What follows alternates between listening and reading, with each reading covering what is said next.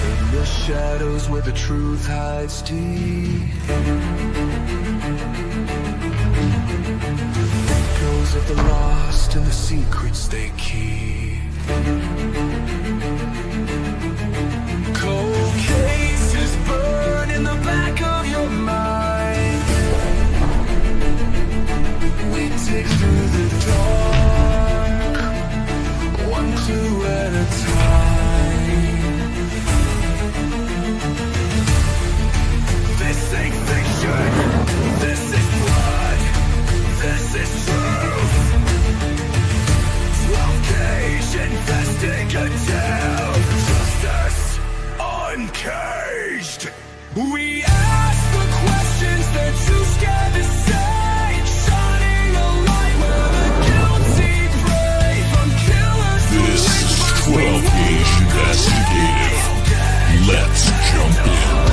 we're built for the case. Just getting started. Justice is just getting started. 12-gauge investigative. We don't miss.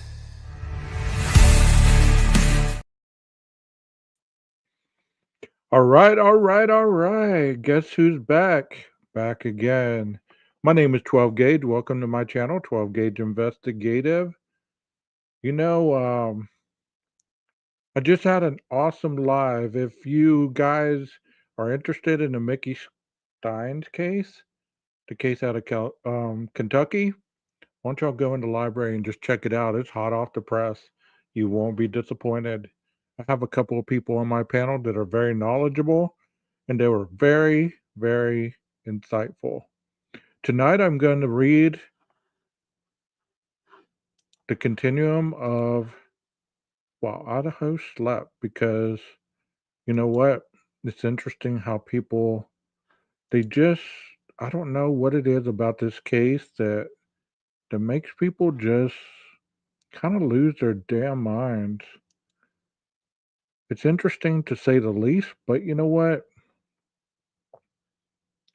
That other case that I just did is going to be astronomical because that sheriff is going to try to play the insanity defense, just kind of like what we're trying to see here with the mental aspect being presented.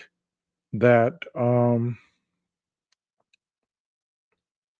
you know, I don't know what to say about it. But, anyways, let's go ahead and get on with the show. If you've never been here before, thank you for being in the channel. Once again, I am 12 Gauge, and this is my channel.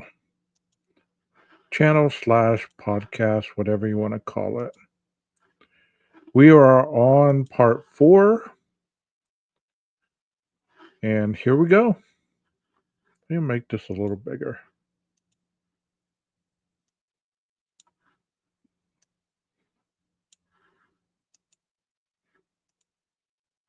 Okay, here we go.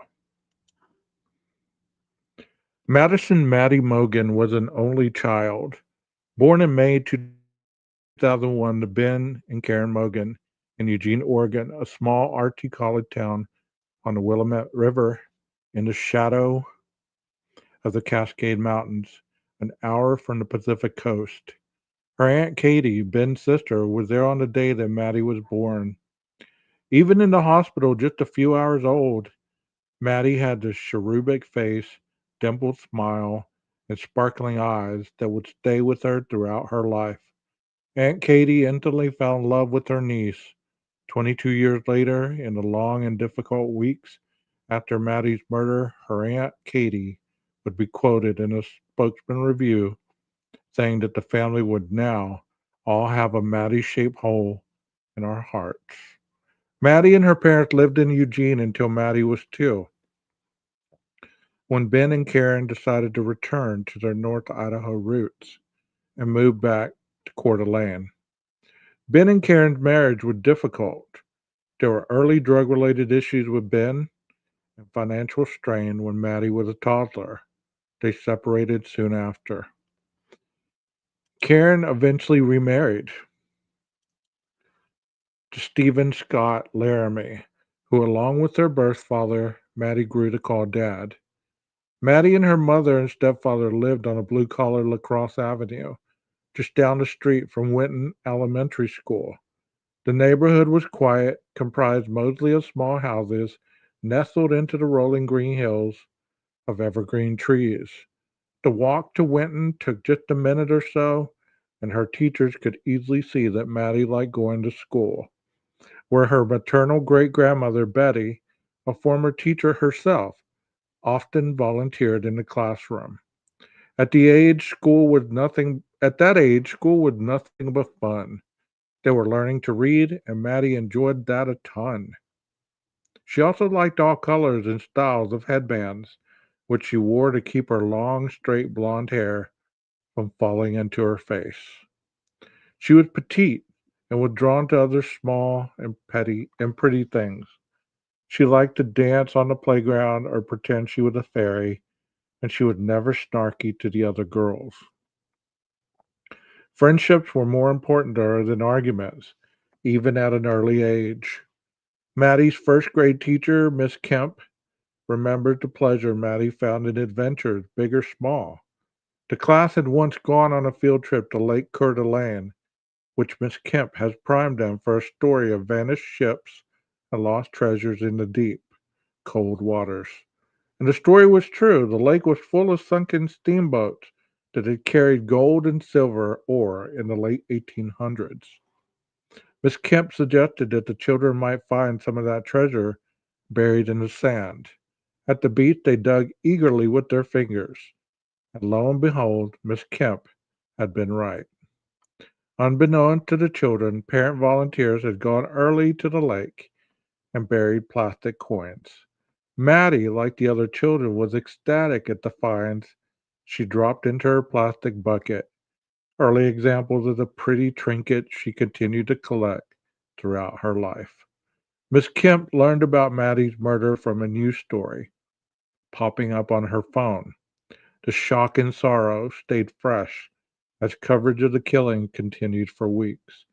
Each time another story appeared, she felt the pain. That's kind of difficult, she said, between deep inhalations of sadness. It just brings all the hurt back again. You just kind of keep reliving it, like when you first heard. Maddie's great grandmother Betty had died 2 years before Maddie's murder, something Miss Kemp was relieved about. It would have just been way more than she could take. I agree. After Winton, Maddie was enrolled in the Coeur d'Alene Charter Academy, where she excelled academically and, of course, found Kaylee and second family that would become as important to Maddie's developments as her education would be. By her early teens, Maddie's Instagram account painted a picture of her close friendship with Kaylee and hinted at their mischief together. Beneath the vacation photo of palm trees when the girls were 13, they chatted in the comments. Why did your mom call my mom? Kaylee asked her with nervous emojis added. Probably about her birthday or something, Maddie said. Oh, okay, cool, she said. Then Kaylee added, I had a mini heart attack at how much she could be calling for. Maddie was 13 at the time, a month before her 14th birthday. They were just kids, with Kaylee worried about the two of them getting caught at something, the way all kids worry, but in the tailwind of a tropical getaway. She posted another photo that year, an extreme close up of one side of her face pressed to one side of Kaylee's face. Their eyes were the focus of the photograph, each of them clear and reflecting the light. Kaylee's eye was brown, Maddie's was blue. We look so ratchet, Kaylee commented, but Maddie had posted two emojis of queens next to the phone photo. A year later, Maddie posted a photo with Kaylee and Belize. The two of them wore bikinis, held each other close, stuck their tongues out at the camera. Maddie's life had come a long way from its early years of family struggle. She went to Mexico. She went to Santa Cruz, California. With Kaylee, she walked on the wet sand while holding her sandals in her fingertips. There were boat rides on Lake Coeur d'Alene that summer and pool hangs. There were sunsets that were the color of burning gold over the water. It was July and Maddie was 15 when she posted a solemn looking selfie. She was tan and her blonde hair was bleached even blonder by months of sunlight. Nothing's forever, she wrote, without further explanation. Chapter 19. Welcome everybody who's in here to listen to me read. So I hope that you enjoy this book as much as I enjoy reading it to you. Maddie and Kaylee were inseparable throughout their time at Coeur d'Alene Charter Academy, where they could have continued as students throughout high school, but both were looking for a more eclectic experience as they got older. They propositioned their parents and made the switch to Lake City High, where Maddie worked hard at her academics and broadened her social circle, flourishing in the bigger experience of attending a less rigid public school. Here she could celebrate Spirit Week and go to the homecoming dance. She wore a short black dress with sequins on the front, spent time getting ready, posted for pictures. The experience of Lake City High was traditional and seemed to fit more with Maddie's version for her life. At the Powder Puff football game in October of their freshman year, Kaylee played and Maddie was in the crowd, supporting her with a sign that read Kaylee G is a real MVP in green block letters painted with glitter. They were diving into the culture of Lake City, and they both wore it well. In November of that year, Maddie and Kaylee went to the Mac Miller concert at the Knitting Factory in Spokane, each of them with a black X and a marker across one hand, signifying that they were under the legal drinking age. It was dope, Maddie wrote on her Instagram. I love you, Kaylee said. Over Christmas vacation, Maddie and Kaylee made candy, did their eyebrows, excuse me, decorated Christmas trees and ornaments and tinsel. And by spring of their freshman year, they were in Seattle overlooking the bay with the Space Needle rising into the clouds. Then they were in Puerto Rico. They were in more swimming pools. They were wrapped in blankets beside roaring campfires. They were celebrating their birthdays together at Beverly's, a fine dining restaurant overlooking the tranquil water in Coeur d'Alene, with the docks outside the dining rooms, big picture windows full of expensive boats. At homecoming of Maddie's junior year, she posed for a photo with 7 of her friends. She wore a mauve-colored dress, and Kaylee wore a black one. The 5 boys in the photo all wore black pants and white shirts. Jack DeCur was in the photo. He wore a black bow tie and a black suspenders tightened across his little torso. His belt buckle caught the daylight.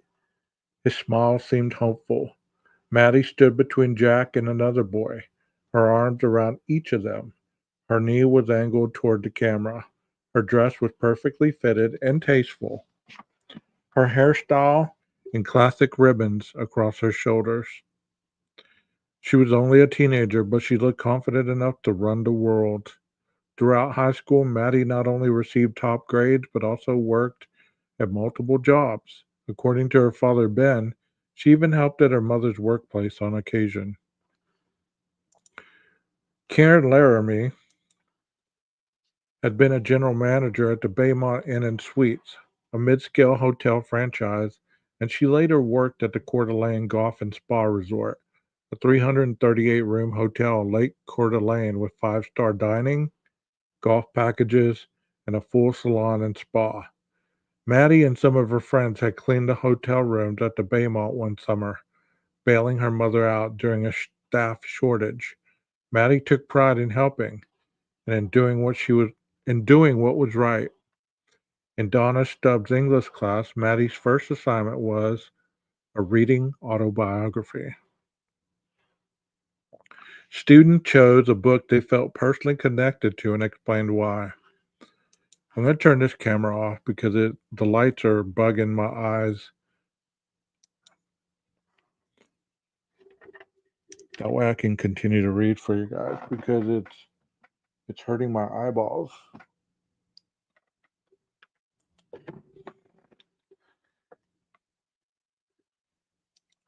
Okay. Student chose a book they felt personally connected to and explained why.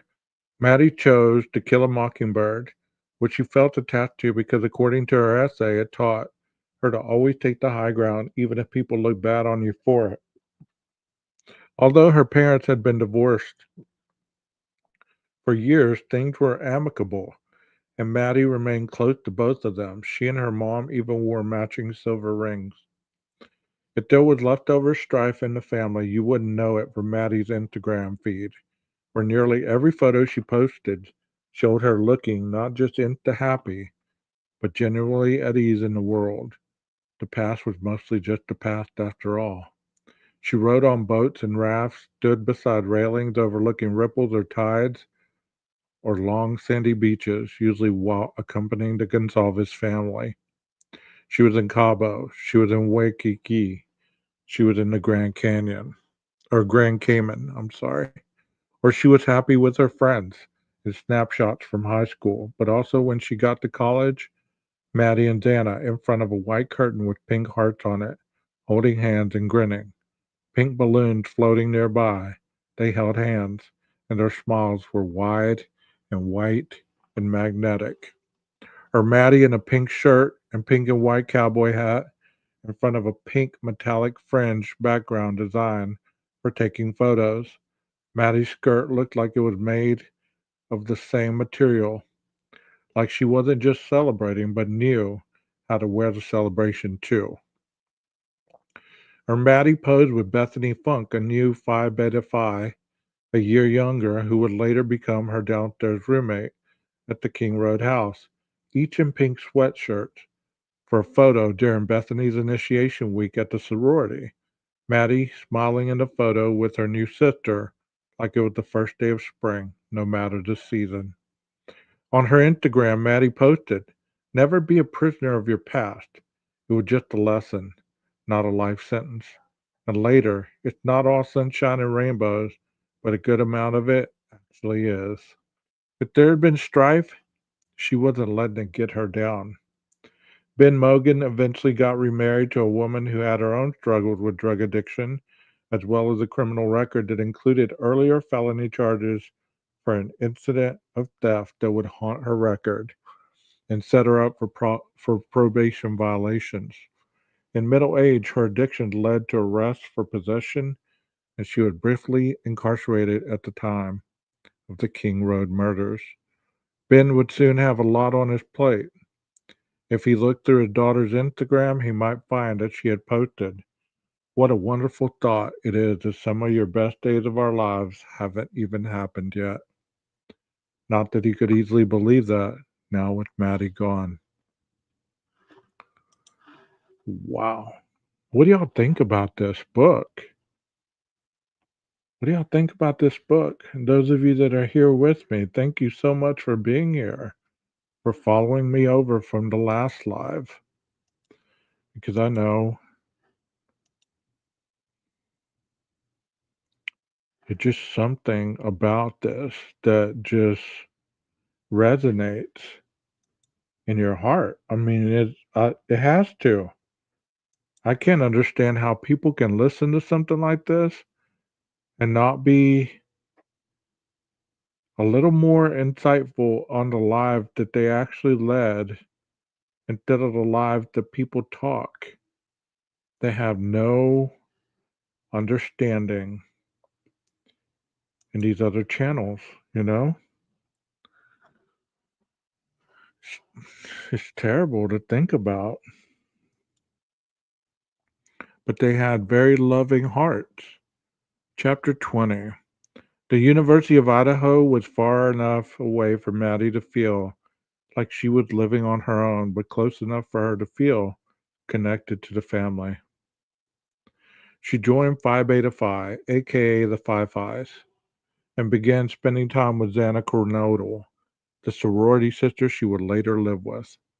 She also met Jack Schreiger her freshman year, or Jake Schreiger her freshman year. Jake had multiple friends in the Phi Phi house, including Xana, and he had also gone to Lake City High School but was a couple years older than Maddie. Somehow the two hadn't known each other until college. But then during Maddie's freshman year, bid night at the sorority, when a Greek house invites a new member to join, she encountered Jake while out celebrating with her new sorority sisters. The two began a friendship, and in the summer of 2020, they started spending quality time together. Jake had a boat, and they took it out on the Payet Lake in the resort town of McCall, 4 hours south of Moscow. As Jake ultimately would say in her memorial, he had started to fall in love with Maddie during that time. By the end of the summer, he was living in an off campus apartment that he would often invite the Pi Phi girls to, so he could see Maddie. It wasn't until Valentine's Day of the school year that they'd had their first real date at the Breakfast Club in Moscow. 6 weeks later, they'd officially became boyfriend and girlfriend. They'd taken their time, and it had been worth it. Maddie would often brag about what a catch Jake had been for her, and she talked to friends about her very deep love for him. It went both ways. To Jake, Maddie was confident and beautiful, and he knew that he had been lucky to find her in the sea of possibilities of each person's life. She knew her worth, Jake said through tears at her memorial, but also with a brief and fond laugh that he tried to contain. I had to work for her. Later, he added, she was a really good hugger. She was the person I loved the most, and she loved me the most too. Maddie had been the first person he'd spoken with each morning, and the last person he'd spoken with each night. On April 27, 2022, Maddie posted a photo of herself and Jake at Watershed Country Music Festival in Washington State. Maddie in jean shorts and her pink cowboy boots, Jake without a shirt. They look young and on fire for each other. "One year with my best friend," Maddie wrote. "Life is so much sweeter with you in it." Maddie was a marketing major on track to graduate right on schedule. After making the dean's list each semester, an even greater accomplishment given her busy social life and employment at the Mad Greek restaurant downtown. She also became the director of PR and marketing for her sorority on campus. When she moved into the King Road house, she decorated her room with things that were pink or tiny like herself. The bright pink cowboy boots she'd worn to Watershed sat prominently on her windowsill. She and Jake would watch football games or movies together. She never tired of The Princess Bride. She would put on her comfy socks and wrap herself in a blanket beside him. She liked being cozy. Just over 5 months after Maddie's murder, Jake Schreiger posted his own Instagram photo of the two of them, their faces side by side, sun kissed and smiling. "Happy 2 year, Maddie," he wrote. "I miss you so much." The loss had been horrific, and Maddie's friends were feeling it too. One of her closest, Ashlyn, had known Maddie for only a few years, but during a December 2nd memorial service in Post Falls, she recalled spending more days with her than without her. They had shared a room at Pi Phi, and then later Ashlyn lived briefly at the King Road house where she'd celebrated her 21st birthday. Ashlyn recalled having big-ticket adventures with Maddie, but the most special moment they'd shared were the little ones. They woke up and made their coffees together, shared their agendas for each day, self-tanned on Wednesdays, listened to music while getting dressed together on Thursdays, and shared sweets after dinner. They were matching bracelets, they wrote each other notes, they danced the "Yeah" by Usher, they'd even shared a zipped-up hoodie once on a cold night out, and the two of their bodies swooshed into it. We pretty much did everything together, Ashlyn said. Our weeks were like copy and paste there for a while. She fought back tears, conjuring what Maddie had meant to her. You grow so much as a person on your own in college, Ashlyn says, but we got to grow together every step of the way. Going through the rest of her life without Maddie was going to be tough. I'm not only living for myself now, but for the rest of the life that Maddie wasn't able to live. Every chance she got, Ashlyn was going to do all the things that Maddie loved to do. She would watch the sunset, go to concerts, take road trips, and she would imagine Maddie looking down on her with a smile. She's going to be a busy girl up in heaven because she is now the guardian angel to some wild ones who really need her down here.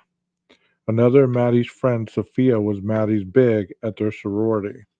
She loved her mom, Sophia said through tears that shook her whole body while the memorial service. She always told me, "Don't you think my mom's so cute and so pretty?"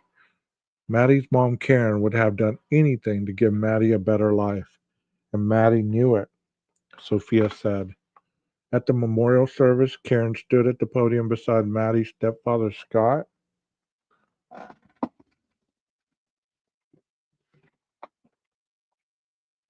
She wore a pink top and held her husband's arm. Scott wore a pink tie.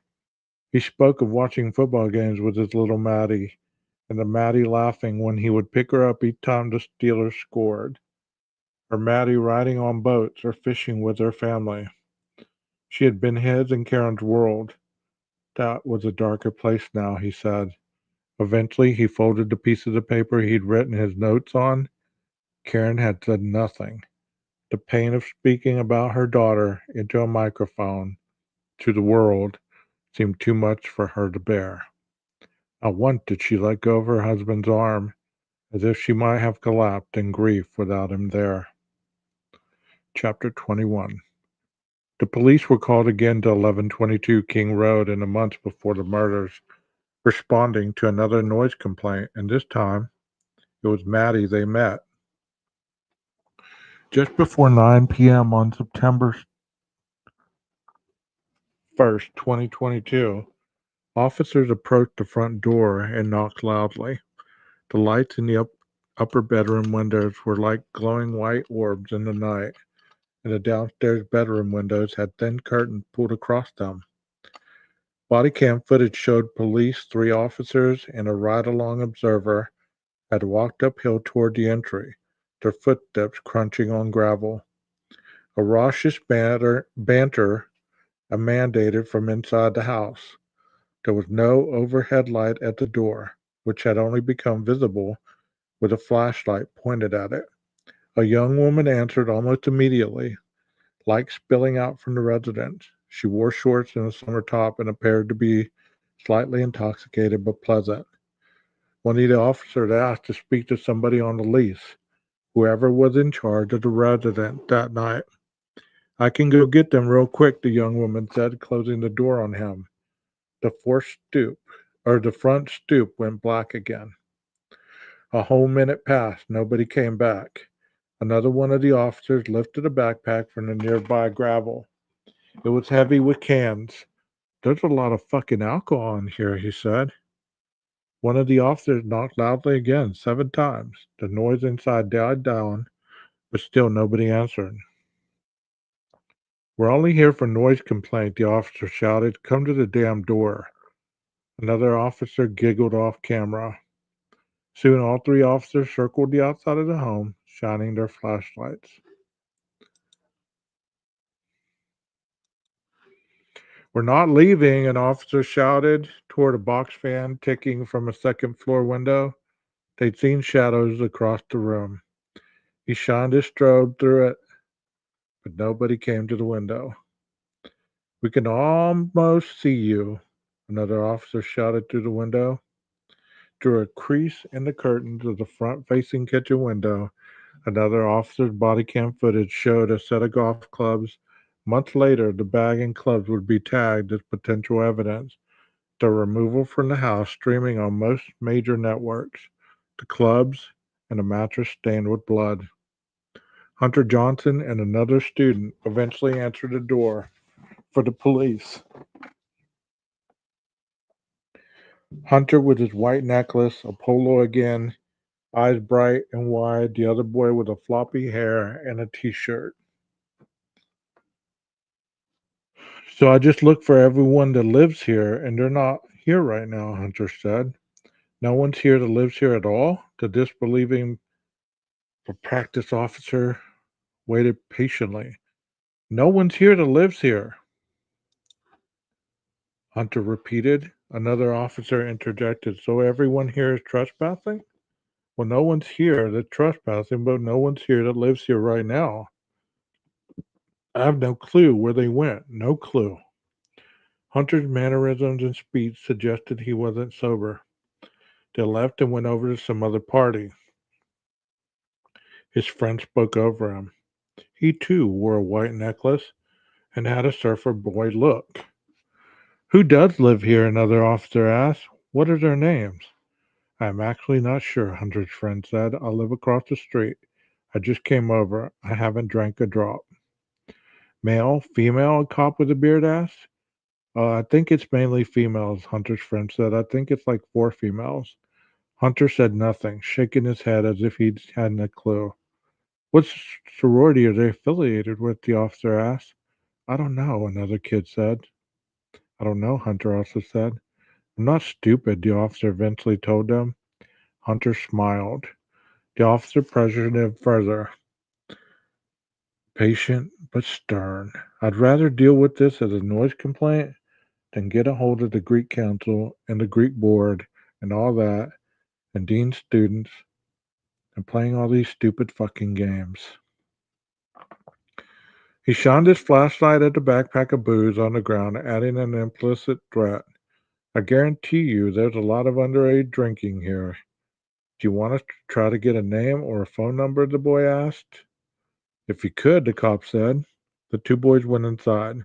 The cop started emptying the backpack of its alcohol, opening and pouring what looked like a dozen cans of Truly vodka seltzer into the weeds. A few moments later, Hunter Johnson returned and held out an iPhone to the police. Maddie Mogan's name was on the screen, glowing in the dark, in Hunter's hand. An officer took the phone and put her on speaker. Can you hear me, Maddie? Yes, I can hear you. Her voice was like Kaylee's talking to the police, business casual and sober sounding. Do you live at 1122 Queen Street? The officer confused Queen with King as they interjected just beyond the property. Maddie didn't correct him. Yes, I do. The reason that we're here is that we received a noise complaint of loud music, partying. Once we approached the house, people started running away. They left a bunch of alcohol behind. We're not even coming for the alcohol. We're coming for the noise complaint. Maddie remained silent, listening. The officer seemed old enough to be her father. Eventually, he scolded her. You have a house full of random people. He was saying that Maddie needed to be careful without actually saying it. He issued Maddie a verbal warning for the noise violation. He told her she needed to come home.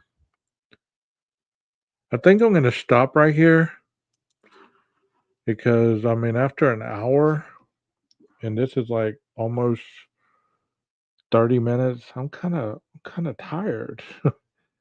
Got tired all of a sudden. I haven't eaten dinner anyway, so I hope you guys enjoy this, and I'll probably read a little more tomorrow. But y'all have a good night, and thank you so much for following me back. Much appreciated. Much appreciated. Maestro, cue that music.